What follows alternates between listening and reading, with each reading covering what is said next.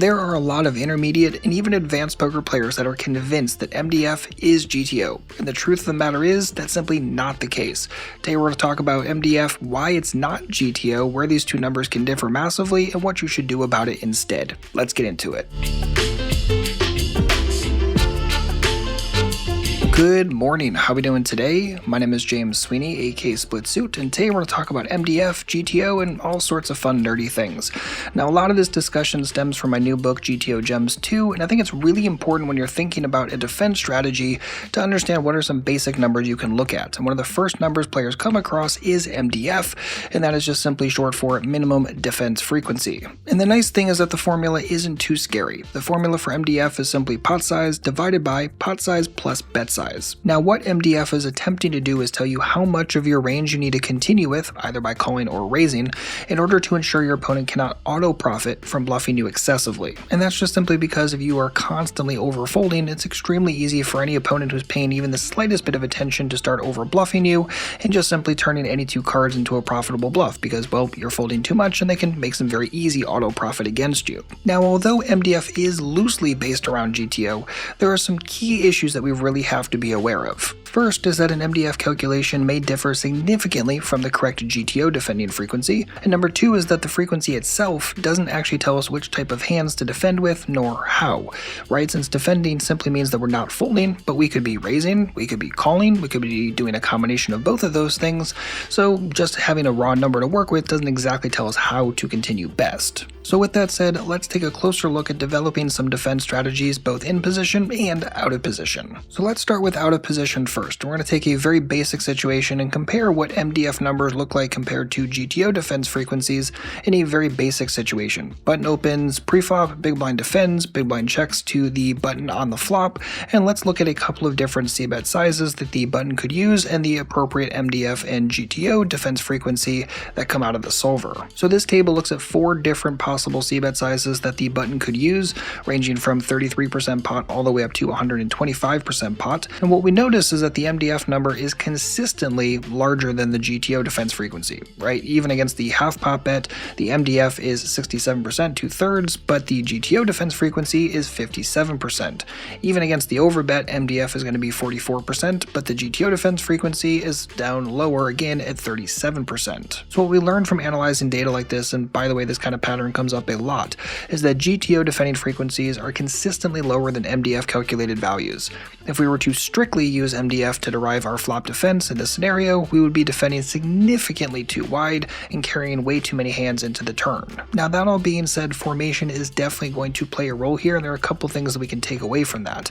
First is that we do fold slightly more in general when the original opener was in earlier position, and obviously in this situation the opener was on the button, not early position. And also in general we fold slightly less when we are the small blind cold caller as opposed to the big blind cold caller, mostly because those two calling ranges tend to be significantly different. So for instance, if we modified this scenario where we were looking at the small blind as opposed to the big blind for the preflop defender, we would actually notice that the small blind is only folding a few percentage points above MDF, but if we actually change the spot altogether for big blind versus under the gun, now all of a sudden it's 15% above MDF. Now that all being said, MDF calculations aren't super far off in every single situation. For instance, if we switch it, instead of looking at out of position, we look at in position instead, what we actually notice is that defending frequencies correlate very closely to their respective MDF values when we're looking at in position as opposed to out of position. For instance, if we analyze the same chart we looked at earlier but flip it for an in position defense as opposed to an out of position defense against a c-bet, what we actually notice is that these numbers are very, very similar, right? Against a 33% sizing, MDF and GTO defense frequencies, the exact same.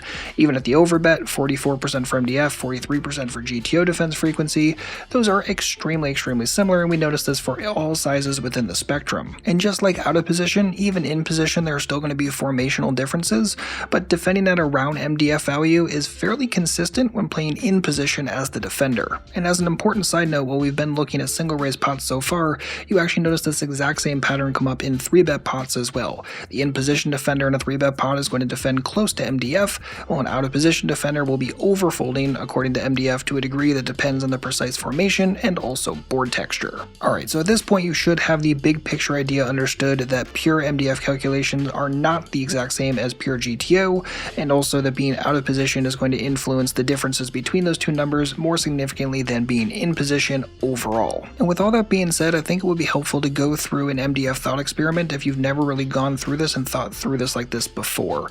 And by the way, again, a lot of this stuff is coming from my new book GTO Gems 2, and I'm just going to read the full gem to you. This goes through the full thought experiment because I think it'll make it a little bit easier to follow. Now keep in mind that this is off the heels of noticing the out of position discrepancy, right? The situation where facing a half pop bet, the MDF is 67%, but the GTO defense frequency was just 57%. So many players struggle with the idea that the in position aggressor is now generating automatic profit when they continuation bet against us. They think to themselves, the point of GTO defense is to prevent our opponent from generating automatic profit, correct? And from the perspective of the entire game tree, the answer is of course yes. However, from the perspective of an individual hand, the answer is a clear no. Consider the following thought experiment, which exposes the weakness of MDF calculations. Imagine a spot where our opponent's range on the river is exclusively full houses. Our range is exclusively mid pairs, and our opponent bets pot on the river. First, what is our MDF? And second, what is our GTO correct defending frequency? According to MDF, we need to defend our mid pair 50% of the time, despite the fact that we will always lose when defending, right? Because MDF tries to make sure that your opponent cannot generate an auto profit, so it continues 50% of the time based upon their bet size, but of course we always lose when we do end up calling. Contrast that to the GTO correct defending frequency, which is 0%.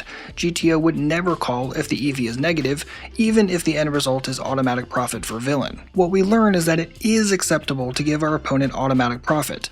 When the roles are reversed, our own strategy will generate an equivalent amount of automatic profit against villain. The net result in a perfect GTO game is 0 profit across the entire game tree. Automatic profit in individual hands is a common feature of GTO play, however, which is why the concept of MDF becomes unreliable. So I think with that thought experiment out of the way and all the other stuff we talked about in this video, this is a good place to put a pin in it. Again, one of the biggest possible takeaways you can get from this is that raw MDF is not the same as pure GTO, so if you're just trying to think, oh, I'm a GTO player because I'm using MDF, that's not really the way you want to think about it. You might be closer than someone who has no defense frequency strategy, but you're not going to be pure GTO by any stretch of the imagination. And for what it's worth, if you want to go even further, especially as it comes to defense frequencies overall, including a lot of the board specific stuff that we didn't really get into in this specific video since this was more of a big picture takeaway, definitely make sure to get the full book. Again, GTO Gems 2 is the name of it. I'll leave a link for it in the description box, or just go to gtogems.com/2 to jump right in, learn all about it, and the paperback is also available on Amazon if you're into paperback books. But that's going to wrap it for today. Thank you so much for hanging out. If you have any comments or questions, please don't hesitate to let me know. And if you learned anything at all, a thumbs up on the video would be massively, massively appreciated. I'll see you back shortly with a brand new video, and in the meantime, good luck out there and happy grinding.